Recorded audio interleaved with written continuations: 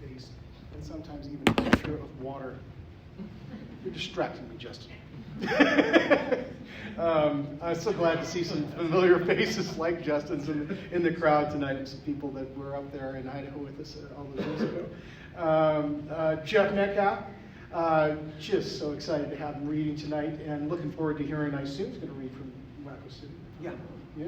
So he's got this novel back there. It's just out. Wacko City's a City of Fun Carnival. Buy one tonight. Requiem for the Living is also back there, some nonfiction, and A Slight Discomfort is a play of his. He's an award-winning writer and teacher. I'm not going to read all this because I talked about him already, and I just want to hear him read. I'm so glad to have Jeff Metcalf here, my friend. Jeff.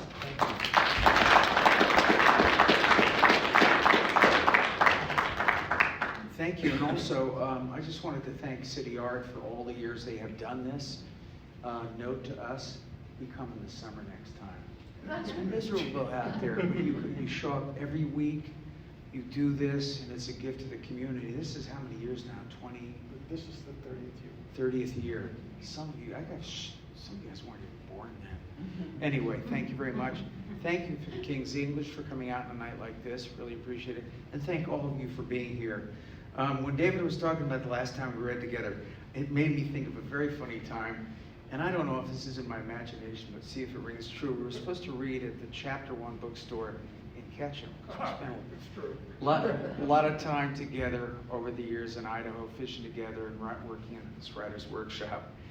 So we got this call, invited up to do this reading, and it sounded great. I think it was wintertime, wasn't it? It was like horrible, So it was kind of like, we ought to give him a call, let him know we're coming. So I called David. David was driving, and I get a breatharian on the end of the line.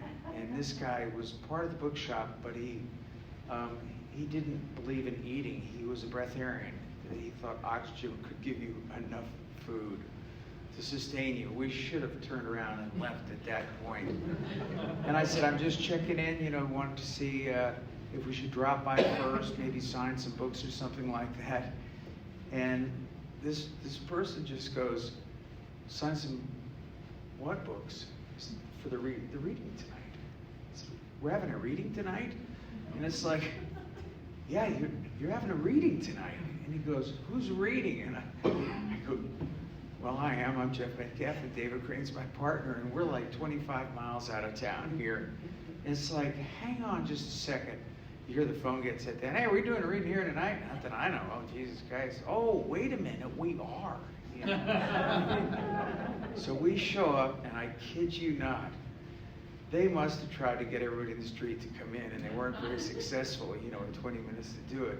So the only two entities there was a Labrador Retriever and a drunk guy.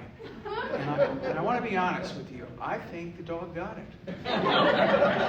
But it was something. And if you could do a reading, and it's not like it's been a long time, it's the kind of reading you want to do. So anyway, I'm going to read from a new novel. It took me 55 years to write this novel. I'm calling it fiction. Look at this. Oh my God, that is so cool. And it's interesting. If you do something like join a carnival, you really don't have to say a lot. People say at a cocktail party, did you really join a carnival? And it's like, I did. Oh my God, my Uncle Frank always wanted to do that, or so-and-so, made it like 2 weeks. It was up in Meridian, Idaho, and just made it 2 weeks. I don't have to say much. It's like talking to men about sports. Give me a sport, any sport. I can talk with the most, serious sports buff in the world. Because all you have to do is say, look, they got to score in the fourth quarter. They've got to score, for Christ's sake. You can't win without scoring more points than the other team. That's right, man. San Francisco, the last second there. Anyway, so a lot of this, I ran past my wife when I sat down to write this, and she would go, did this really happen to you? Did this part really happen to you? And there's some great stuff on the cutting floor, trust me. And I just say, yeah. She said, you never mentioned this before. And I said, I didn't need to. It was always taking care of itself. Well, it sounds romantic to leave home and join a carnival. I had to leave home. I was in serious trouble with the law, which you'll see in the first chapter here.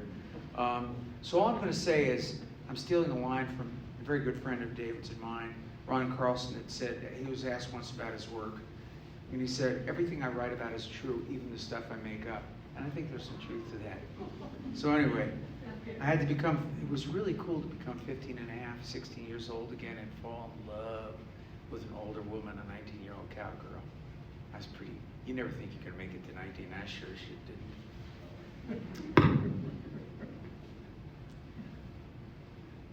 I should have seen it coming, but thinking back on it, all of it, it was like a chain reaction, pure and simple, sort of like one of those perfect storms where nobody could see the whole thing, and the little things adding up into a disaster. I mean, really, the individual stuff is no big deal, but when you lump them together, it told a different story.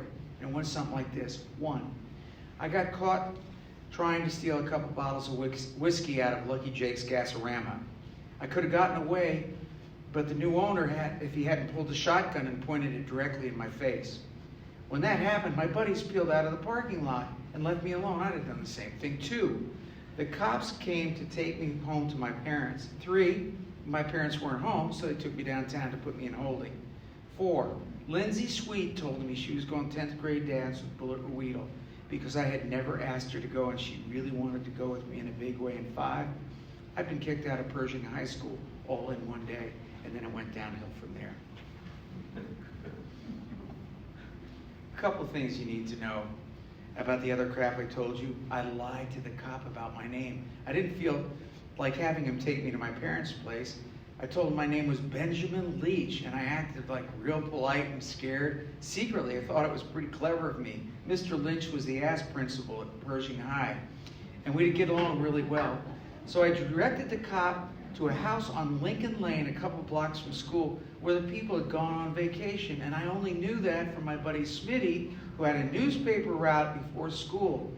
I knew that fact because he told me the people put a vacation hold on the paper, and we were going to go break into the place and kind of look around, and maybe just take a couple of things. It starts, doesn't it? It starts early. The cop's name was Officer Broadbent, and he fit his name. I almost started laughing when I saw the name emblazoned on his shirt because he fit his name. You know people like that, don't you? I mean, he had a really broad head. I mean, broader than anybody I've ever seen, except for that one kid in the 6th grade that had water on his brain. I think he died. So, Broadhead, I think he died.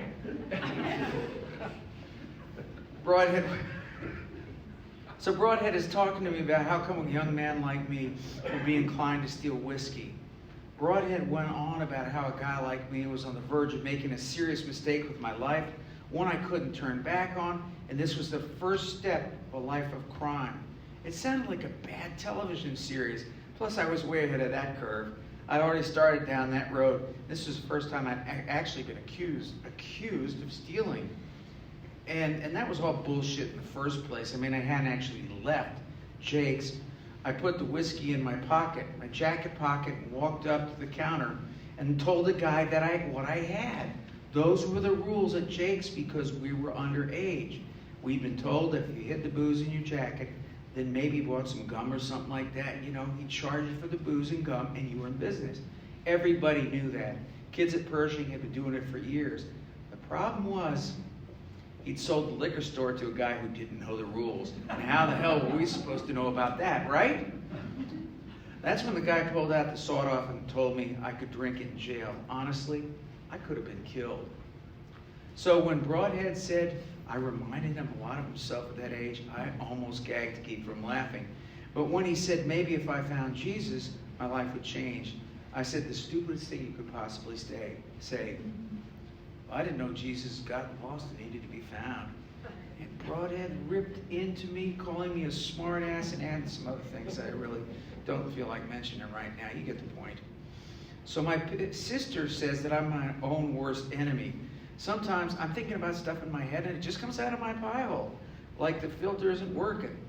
So when we got to the police station, Broadhead grabbed me by the back of my neck and marched me into the station. He more slammed me down on the desk in a way and told me not to move and keep my pie hole shut and wait until he could get a hold of my parents. he made 3 phone calls that I'd given him phony numbers on.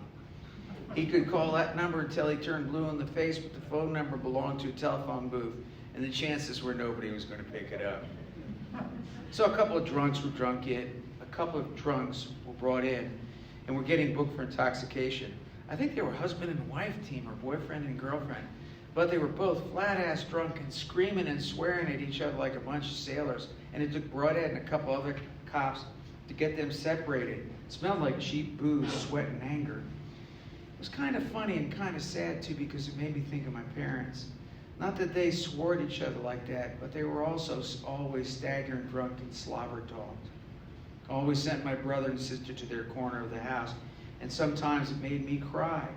And I'd wait until they finished up and fall asleep on the couch or bedroom before I'd turn in, just to make sure they hadn't choked to death in the middle of the night. It's crazy stuff for a kid to have to deal with, huh? And then it struck me.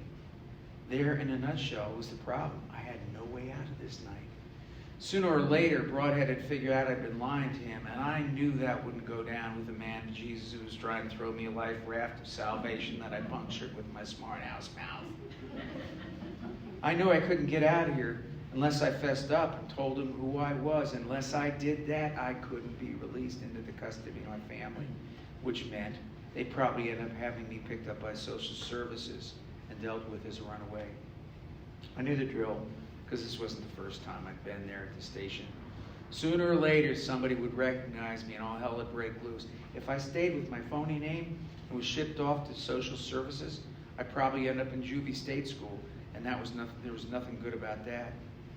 So a couple of hookers were brought in and booked, and I recognized them from the Peter Pan pool hall where they hung out and peddled themselves.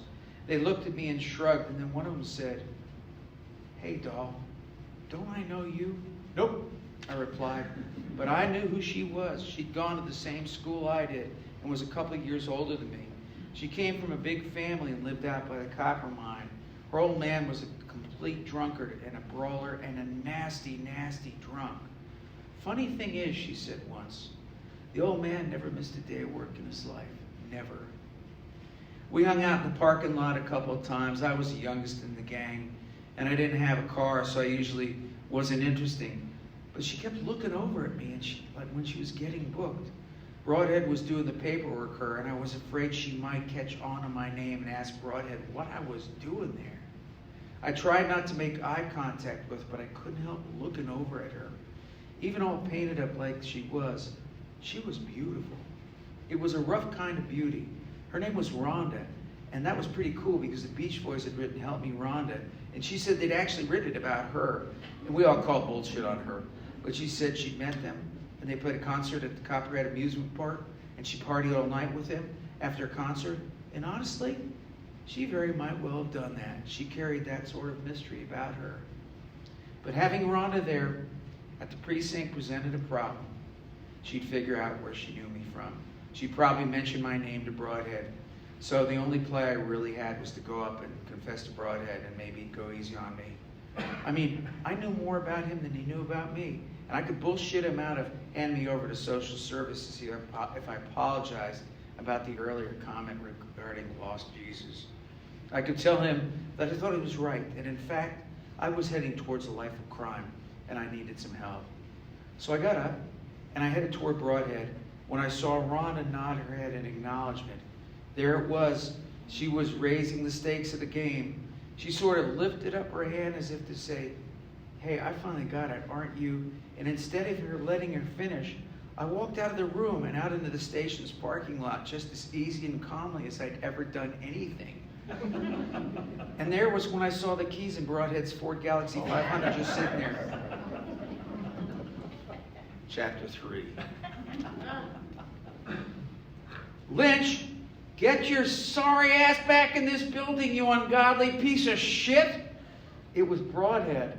I opened the door to the Galaxy and briefly marveled at the fact that there was leather bucket seats in the cop car. I hadn't noticed them from the back seat when we were coming down to the station. I could see him standing outside the door, and I wasn't going to wait around and shoot the shit with him because we were already done that, and that didn't work out so well. So I jumped in and fired up the Galaxy. slammed it into drive, screeched gravel all over the place, and sped towards the exit. I did a quick adjustment of the rearview mirror, and I saw Brett push something against the wall just outside the exit door to the precinct. A siren blast came on. Red lights started blinking all over the place underneath the parking lot lights. Squad box cracked inside the squad box. A lady's voice reported, "All units, 1031, crime in progress, stolen vehicle." When I looked back from the rearview mirror, I saw the chain link fence rolling closed. And if I didn't make it out of the parking lot, I was pretty certain Broadhead would rip my arms out of the socket and beat me to death. So I stomped on the pedal. It'd be close, really, really close. And I was totally amped up. I was slamming my hands down on the steering wheel, wishing the galaxy through the gate. And for some reason, I thought of Steve McQueen in the scene from the movie The Great Escape, where he's in a Nazi prison camp, and it's supposed to be impenetrable, and he steals a motorcycle, and he makes a run for the freedom because he has to do it. The thing is, you don't even know if McQueen makes it or not, but he did it because he had to be free. It was all or nothing. And I became Steve McQueen as I roared through the gate, tearing off the passenger side of the mirror. Oh, yeah, okay. So I'm going to just give you kind of a couple of samples of some hors d'oeuvres. One of the characters that you have to meet in this, and I apologize, my glasses are really weird. Is there any more light up here, or is this it? Yeah, This is it. I'll make it we'll work. figure out something over here. Hang on a second. So I ended up getting a job, and there are some people that kind of stepped into my life that helped me out. A good friend named Smitty, whose dad owned a funeral parlor, and I stayed in a funeral parlor for 3 days where I slept in a coffin every night, which is really interesting. It's quiet. It's really quiet. Okay, so I want you to meet this character, Wacko, namesake of the Carnival. And the name of the carnival is obviously the City of Fun. I approached the entrance of the City of Fun Carnival and stopped by one of the biggest men I've ever met in my life. He was wearing grease-covered overalls and missing fingers on both hands. A jagged scar ran from above his right eye down to his cheekbone. "Will you open it, kid?" he said, pulling a bandana from his back pocket, wiping the grease from his hands. You're getting some theater here, too. "I'm here looking for a job," I replied, trying to sound confident. I pulled a clipping from the newspaper and held it out to him. He spit a wad of tobacco on the ground, didn't reach to take a look at it. "I can't read," he said, matter of fact. "I don't need to." "But who can I talk to?" I said politely. "Anybody you damn well want. It's a free country." I didn't quite know what to say, so I just sort of nodded my head like, "Yeah, right, I get it." And I started to walk away when he burst out laughing. "Just messing with you, kid. My name's Big Heavy. Hub Walker." "Hub Walker? You'll be needing to talk to Wacko. He's the boss man." "Okay." "In the double wide beyond the Ferris wheel. If he ain't there, his woman angel will know where he is." "Thanks," I said, and hoisted the duffel bag over my shoulder and started heading toward the double wide. "Word of advice, kid, don't let him catch you eyeballing Angel. He's jealous, and he's metering the junkyard door." "Door? Dog." "Okay. And he just as soon cut off your nuts as look at you." "Okay. Thanks for the advice." I took a deep breath before knocking on the screen door. Some country music was playing on the radio. Patsy Cline, I Fall to Pieces. And whoever inside was singing along with it, and she had a beautiful voice. I knocked on the door. "Door's open," the man's voice said. The singing stopped, and I set my duffel bag on the ground and stepped inside. The man was sitting at a built-in breakfast table, smoking a cigarette, ashing in a coffee can. He was poring over some maps and didn't look up. I cleared my voice. Are you boss man? Who wants to know?" he asked, without so much as giving me a glance. I could smell perfume in the air, but didn't see the woman I heard singing. "I'm here about a job." "I already got a crew," he replied, and I could feel my stomach tighten. Then the lady walked in, and I didn't have to guess who she was. She smiled at me and walked to the stove and picked up a coffee pot and filled Bossman's cup. She was wearing red high heels, a halter top, white shorts. Her legs went on forever. She reminded me of Marilyn Monroe, and it was hard not to look at her. "Pardon my manners," she said, reaching into the pantry and taking out another cup. "Can I pour you some coffee?" I almost said yes, but then the man looked up at me and said to her, "He don't need anything, he's just leaving."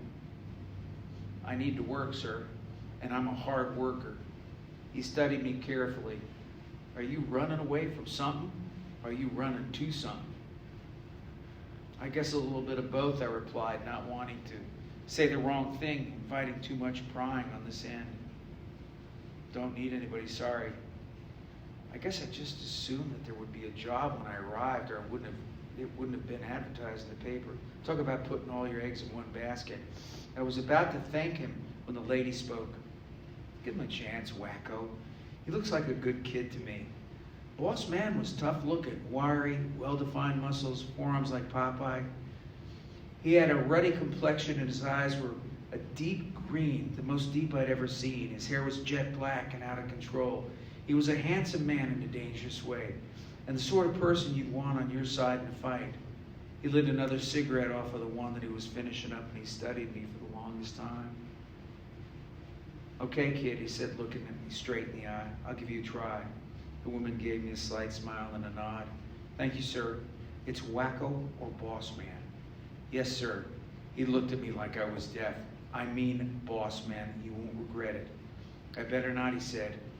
$20 a day. I pay twice a month. You fuck up and I'll shit can you on the spot. No drinking on the job. After we close for the night, I don't care what you do. You got any questions? None. Go. Good. Find Frenchie. He'll be out by the tilt-a-whirl or the Ferris wheel. Tell him I just hired you and he'll put you to work. Thank you, sir. Last time, I'm going to do this. It's Boss Man or Wacko. Boss Man, because I am the boss. Wacko, on account some people think I'm crazy. And this is Angel. And she was an angel. If all the angels in heaven looked like her, I could easily mend my way. Okay, I replied, feeling like this just might work for me. And a couple of things we don't do. We don't hang out with the cowboys. They don't like us on account we're carnies, and we don't like them because they're shit kickers. So don't go wandering over there or you'll more than likely get your ass kicked. 2, don't mess with Boss Man's girl, and that ain't up for negotiation. You do, and you'll disappear, or worse. Get it? I do. And drop the sir shit. Any questions? Where do I bunk and where do the meals work out? Holy mother of God, he said, looking at me. I'd spoken to him in a foreign language. This ain't a fucking summer camp we got here. This is a carnival, and everybody fends for themselves. Okay. Actually, it wasn't. I had a sleeping bag. I could sleep out under the stars, but I didn't have any food or anything to cook on. I had to figure something out to do because I wasn't going to last long without food. Just dump your stuff off in that rig over there, and I'll send you to work with Jesus on the baby octopus. I don't have a rig, Frenchie. Jesus Christ, figure it out, kid. We're up and running in 3 hours, 3 days, and then we break and we're on the road again. That's how it works. Go find Jesus, and you'll work on the baby with him. Tell him that I sent you. Go find Jesus, I thought as I walked by the rides and checked the layout of the carnival. The line made me think of Officer Broadman and what he told me on the way to the police station. He said maybe if I found Jesus, all things would change. And I was about to meet Jesus, and I was counting on the fact things were going to change. And I'll bet Broadhead never expected me to meet Jesus before he did. Anyway, quick section about Jesus here. This guy was fascinating, and so much of this about him is true. He was one of those surprises that you found in the carnival. You just found people running away to or from stuff. All stories are based on that. So anyway, he meets him. This was Jesus Ortega Fernandez Lopez, his name. In the flesh, and he weighed about 135 pounds of ripped muscle and tattoos. He was shirtless and carrying a stack of ride seats. I couldn't take my eyes off of his tattoos, and I just studied him before introducing myself. His back was full of tattoos from top to bottom, and his arms looked like sleeves from a jacket, like it slipped into it, like a snakeskin or something. The top half of his back depicted a beautiful devil woman, really beautiful, with these hypnotic eyes, and snakes and serpents coming out of her hair like the Greek goddess Medusa, but without the ugly face. The snake slithered down both arms and in and out of the skulls at the bottom of his right arm, and a snake had unhinged its jaw and was swallowing a small child whole. Separating the top from his back and the bottom was a skyline of an empire of some sort, with domes and castle walls, but they were all on fire, burning like the end of the world. And then below this, but upside down, was a beautiful woman in total peace with herself. It was religious. It was the Black Madonna, or Black Virgin. And I knew this because of my sister, of course. She was fascinated by all sorts of religious things, from medieval time period to the early days, that she showed me really interesting pictures in the Encyclopedia Britannica about martyred saints. And I was pretty sure this tattoo was of the Madonna. You're looking at them, aren't you? Yeah, I couldn't lie because they were mesmerizing, and I knew, and he knew, and I knew I was looking at them, but they were beautiful. He turned to face me, and the front of his body was a continuation of the back.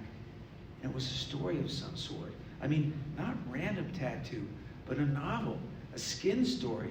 It wasn't the jailhouse ink that I'd seen on some of the guys at the bar, or tattoos of anchors and big burly ladies and bosoms and all that crap you'd expect. This was genuinely good stuff. I was enthralled because the front was a story of hell. Jesus, the biblical one, was inked directly over Jesus' heart with a crown of thorns, his eyes turned down in great sadness. And the rest of Jesus' tattoo was like layers of Dante's level of hell. This wasn't done by accident. Either Jesus or the artist or somebody else convinced him that if he was going to use his body as a canvas, it had to count and mean something. I thought of another book that I'd read in Mrs. Nelson's class by Ray Bradbury, The Illustrated Man. It's about this drifter guy in the Depression when the work gets hard. Anyway, he's drifting across the country looking for any kind of work he can find. The stranger invites a drifter to share his food. It's hot night, really hot. He tells the guy to feel free to take off his shirt so he can camp at his site. It's hot. The drifter doesn't want to because of his skin illustrations. And the stranger tells him he's seen a lot of tattoos, but his can't be that different from the drifter, from anybody else's. And the drifter says they were done by somebody from another world, and they are alive. And I got to tell you, when I got to that part of the story, it really messed my head up. What imagination, right? And he tells the stranger that he's roaming the earth in hopes of finding the woman that did this, and he was going to kill her. And I'm fearful for the stranger because, well, the drifter's completely off his rocker. Then the drifter takes off his shirt, and the stranger can't believe what he's seeing. They are alive, and they move across his body. The stranger says it's the most amazing collection of tattoos he's ever seen. These are not tattoos. They're skin illustration, he says, in such a way the stranger gets that he shouldn't make that mistake. All of this went through my head. In seconds. Right, I replied. Frenchie sent me over to work with you. No shit, he said.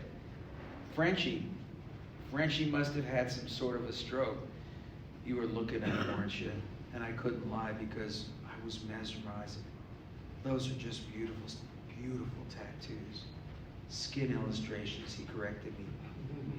They're skin illustrations. The Illustrated Man, I said. Yeah, I read a lot. Me too. All right, so you get to meet him. I want to see if I can do one teeny section. How are we doing, guys?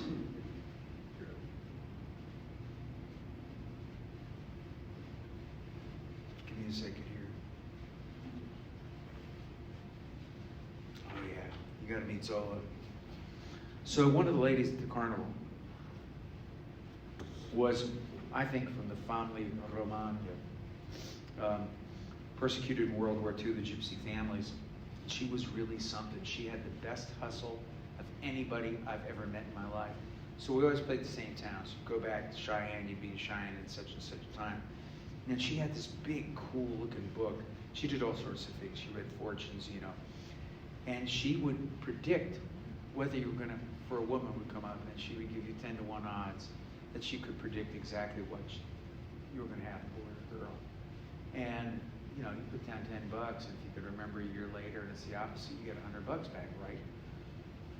Not quite. She would take your name down. Your name is Karen. Karen, she'd do these incantations, and she said, you're going to have a baby boy. And she'd write it down in this book and then give you a number. If you could remember that and you were wrong, you get $100. She would write in the book just the opposite.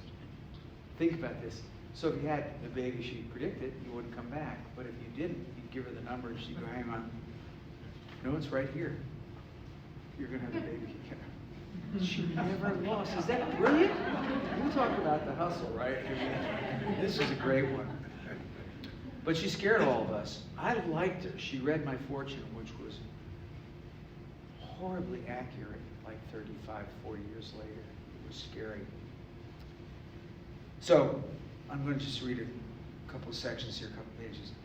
The older woman I saw at breakfast came walking over to the party. Oh, yes, I was getting initiated. I was supposed to go meet the cowgirl, but I'd been accepted into the Brotherhood, and they had this ceremony. It was a panther piss. I think it's jungle juice now. I think probably maybe a lot of you probably had that, but it's a mixture of all kind of alcohol. Everything, shoe polish, Drano, you know, vodka, whiskey, bourbon, and you drink it, and it seems to cancel itself out. And when you're a 15-and-a-half-year-old Irishman, it's pretty good, you know. And I was going to be really guarded and be careful how much I drank. So the older woman I saw at breakfast came walking over to the party. She seemed somehow important. I don't know. But the carnies quieted down a bit when she appeared. It was subtle, or maybe I was just imagining things. But when she came over to the panther piss, folks just moved aside. Frenchie and Big Heavy were very polite, and they poured her a cupful. She had long jet black hair pulled back off to her shoulder. She wore a beautiful silk scarf around her head. Instead of Levi's like we all wore, she wore a billowy black skirt, crisp white shirt with puffy sleeves and a jacket vest, plus a number of gold necklaces with foreign coins and pearls, nothing like I'd ever seen in a store before. The pockets of her vest were studded in copper rivets. With both wrists, she wore a ton of gold and silver bracelets. Her ears were pierced with interesting studs like feathers and crosses and skulls and broken hearts and big gold loops. And she had a number of scarves that were wrapped around her waist. I kind of knew that she'd be there. I'd seen her walking around the midway at night, but when I asked Jesus who she was and what she really did, he kept a close eye on her when he answered. That's Zola. She's the queen of the future. Well, I figured that out early, but what the hell does she actually do? She reads palms, tarot cards, predicts the future. She's got a following. People swear by her. Has she read yours? No. Why? I don't believe in that kind of shit. When he finished his sentence, Zola turned her head and looked directly at him, like she heard him talking about her. She fixed her gaze on Jesus. I noticed her eyes for the first time. There were two distinctly different colors. One was bright, deep aqua blue, and the other was a deep emerald green. It sort of unnerved me, like they came from a different world. Mysterious. Then she headed over to where we were standing, and I could feel Jesus tighten. I couldn't have moved if I wanted to. Our eyes locked, and we were locked on each other. Jesus, she said in a curiously deep accent, who is this young man? Hub, he said nervously. He just started working with us. Welcome, Hub, she said, clasping my forearm in hers like I'd seen knights do in the movie of Robin Hood and his merry men. I'm Zola. I need to say this. I had a couple of full cups of panther piss, more than I should have, but when she clasped my forearm, I felt a surge of something transfer into me, like a force, like electricity, and it was warm and it was safe. A pleasure meeting you, Hub. An interesting name, but you're also someone else. She smiled a knowing smile, like she was keeping somebody's secret and they knew it. Aren't you? Aren't we all? I replied, not really thinking before answering. She laughed, but she did not let go of her grip. You're a curious young man, Hub. very curious, and we will get to know each other. Then she let go, and I felt the energy go with her. She turned and walked off into the night. "Hub, what the hell did you think you're doing?" Jesus asked. He was angry. "Nothing but being polite. I mean, I am introducing myself, looking people in the eye when I'm spoken to, that's all. You don't want to get involved with Zola, period." "Why?" "She's a gypsy, a real gypsy, and can see shit about your future." "Okay, but it sort of sounds interesting." "Don't be stupid, and I'm not kidding here, Hub. What's the worst thing that could happen? She could put you under a spell or something like that. She's done it." I started laughing. "You mean like a wicked witch spell or something like that?" "I'm not kidding here." Jesus was getting wound up. "Some of the guys have had them read her future. And she told them things about themselves that nobody could have known." "Okay, I'll be careful. I didn't mean to make light of it. You notice the tattooed tears under her eyes?" "I did, 3 of them. What's that all about?" "Remember the skin guy you first worked with?" "Yeah, the guy who worked as the butcher." "Right.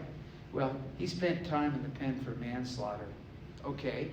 I asked him about the tears, and he said the tears were either for people killed or for members of her family that might have been murdered. No shit. No shit, and that's why I stay away from her. She's got black magic. All right, oh my God. Okay, so I need to take you quickly to the Panther Piss. So this stuff, well, it just gets you really drunk. And I was thrilled by being accepted into this brotherhood. And this scene is absolutely the truth, and that's the only thing I'll tell you about the truth in this novel. So I had me another glass of Panther Piss, and the night really got hopping. A couple of guys broke out guitars and started playing. Boyles and one of the older guys with the Carney busted out his accordion and started playing some Zydeco music. And Frenchie, who was pretty light, lit up on Panther Piss himself, started dancing the Boogalooza Shuffle. And I gotta admit, even with his big lumbering frame, he was light on his feet. I mean, dust was kicking up all around, and then he grabbed me and Danielle, young girl who managed the concession stand, and a couple other people and tossed the steps. It was kind of like a line dance, you know. Pretty soon there were about 10 or 20 of us crazy dancing, and everybody was laughing up a storm. And when the dancing stopped, the Zakis twins started doing the Greek dance like Zorba the Greek, where they held bandanas in their hands, and they did a step where they dropped on one knee, they yelled, "Oopla!" And soon a circle of people were dancing around doing the same thing. And I was right in the mix there with all of them. Then Jesus and a couple other Mexican carnies did this dance with some of the women carnies. That was way out there. I had another cup of Panther Piss and watched while they danced. First the men did this sort of strut with their hands clasped behind their backs. They come out in a circle around the women, then they back off and the women respond the same way. And you had to see it to believe it. It was like their bodies were telling a story of love and courtship or something. It was one of the most spectacular nights of celebration I had ever seen, and I was sweating like a pig. So I went back for just one more cup of Panther Piss, and it seemed like we hadn't even made a dent in the garbage can. And while I was waiting my turn, Juan Carlos offered me some tequila or something like that, and it had a worm in it at the bottom. And when I told him that, he just laughed and he said, "Don't worry, you put a worm in there to show people if you drink this stuff, you're never going to get worms." So Jesus came over and I told him how cool the dance was, and he started laughing. "What's so funny?" "What language are you speaking?" "Huh? You're slurring your words." And I got to laughing because I was feeling so good. I was going to say, "No, I'm not," but it came out sounding like, "No, I'm not." Then we all got busted up, and I was in tears and I was laughing so hard. Somebody suggested we take the kiddie boats out of the water and go for a swim. The next thing I know, the boats were pulled out, all beached, and people started to get down in their underwear, even the girls. Crenshaw told us to grab the heavy metal bars and hook ourselves onto the back of the boats, and he'd give us a ride. And all of us in the water grabbed a spot, and sure as hell Crenshaw did that. He fired up the ride. We started going round and round in the water, and the water felt great after a day in the sun. I couldn't believe how much I felt like I was part of this crazy family. And every time we'd come around the gate, somebody'd shove a bottle of something in my hand, and I'd just take a little baby drink. Jesus would stand there, his shirt off, doing a play-by-play commentary, kind of like an announcer in a horse race. "Ladies and gentlemen, it's a fine night for the boat races at Wacko City Fun Carnival." He held a tequila bottle to his lips like a microphone, And they're off. Underwear is falling behind, and Hub and Daniel are neck and neck. He was really funny, and he was bringing down the house, and everybody started hooting and hollering. Me and Danielle, we were so looped up. Around the second pass, she just looked over at me and said, Hub, give him something to hoot about. We came around, she planted a wide open kiss on me, tongue and all. It was completely out of the dark, and I accidentally let go. Next thing I knew, people were crashing into me and rolling over on each other. Pretty soon, there was just this big mess of tumbling bodies and asses, and broke into a water fight. And I tried to get out of the kiddie boat ride, but kind of flipped ass over tea kettle into the dirt. It looked like I'd been rolling breadcrumbs. When I tried to stand up, I knew I was in trouble. My legs were acting independent of each other, and I didn't have a hell of a lot of control over them. I started laughing. I tilted my head back, looked up at the moon, then held my hands out to the side, and I started twisting in a circle. It was like being on the crack to whip, and then everything went black. Thank you.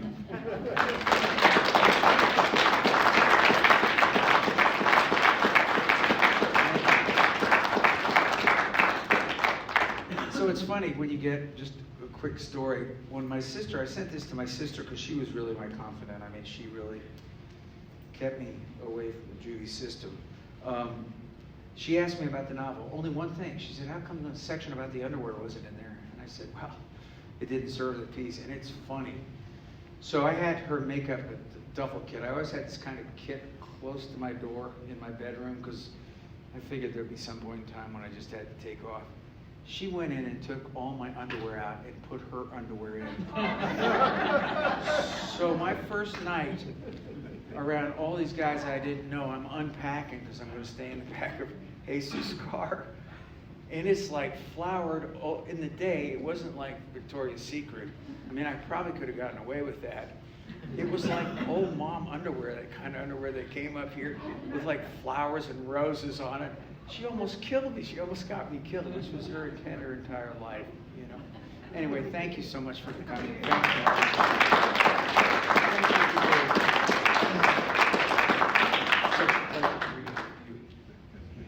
Thank you all for coming. We do have readings all for February. Curtis Acouston's reading next week with their